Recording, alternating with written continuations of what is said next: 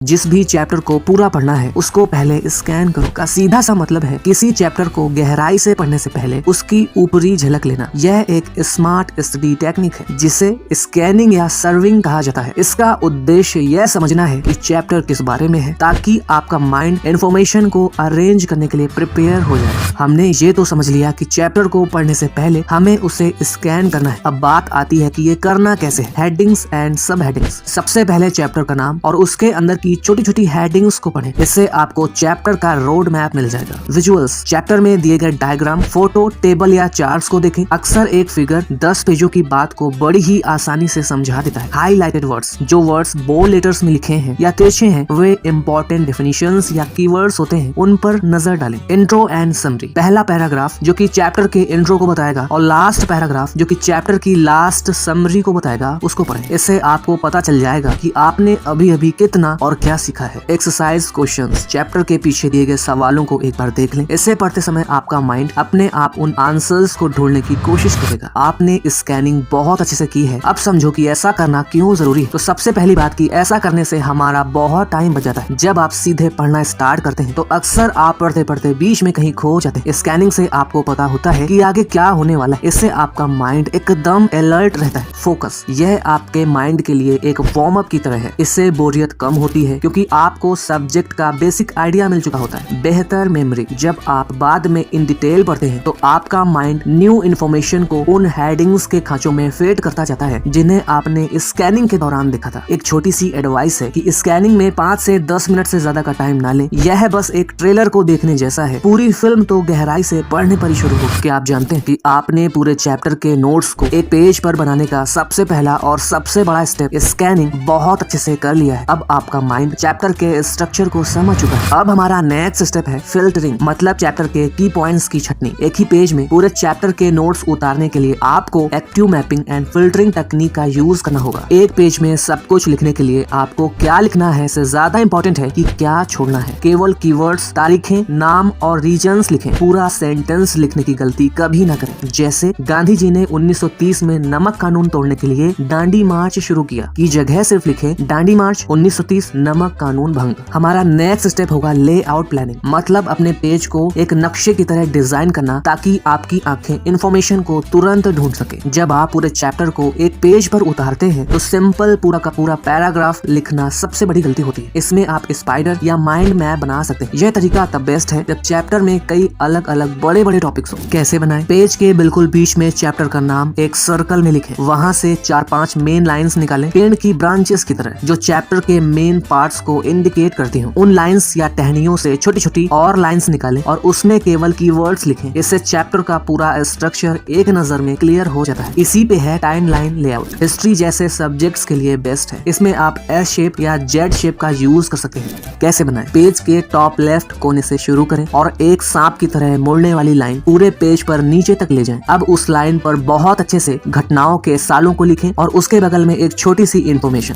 Box या column layout ये होगा कंपेयर करने के लिए। मींस अगर चैप्टर में बहुत सारे डिफरेंसेस या डिफरेंट कैटेगरीज हैं तो ये लेआउट बेस्ट होगा। कैसे बनाएं? पेज को 3 या 4 वर्टिकल कॉलम में बांट दें। कॉलम 1 होगा इंपॉर्टेंट डेफिनेशंस एंड कीवर्ड्स के लिए। कॉलम 2 होगा मेन रीजन्स एंड इवेंट्स के लिए। कॉलम 3 होगा रिजल्ट और कंक्लूजन के लिए। कॉलम 4 होगा डायग्राम या छोटा सा मैप के लिए। ऐसा करोगे तो ये देखने में बहुत ऑर्गेनाइज्ड लगता है। लेआउट बनाने से पहले इन बातों का बहुत जरूरी से ध्यान देना कि पेज को पूरा ठूस ठूस कर ना भरें। थोड़ा खाली स्पेस भी छोड़ें ताकि पढ़ते समय आपकी आंखों को थकान ना हो। दूसरी इम्पोर्टेंट बात है कि अगर किसी युद्ध की बात हो रही है तो छोटा सा तलवार का निशान बना दें। अगर शांति की बात है तो कबूतर को ड्रॉ कर दें, क्योंकि हमारा माइंड शब्दों से ज्यादा साइंस को याद रखता है। आपके लिए एक पर्सनल प्रैक्टिकल एडवाइस होगी कि पेज को लैंडस्केप करके रखें। इससे लिखने के लिए चौड़ाई ज्यादा मिलती है और माइंड मैप बनाना बहुत आसान हो जाता है। कुछ प्रो टिप्स होंगे। रीजन्स के लिए इसे बनाओ, रिजल्ट के लिए इसे बनाओ, बढ़त के लिए इसे और कहीं कमी को दिखाने के लिए इसे बनाओ ना यार। इंपॉर्टेंट पॉइंट्स के लिए डिफरेंट कलर पेन या हाइलाइटर का यूज जरूर करना।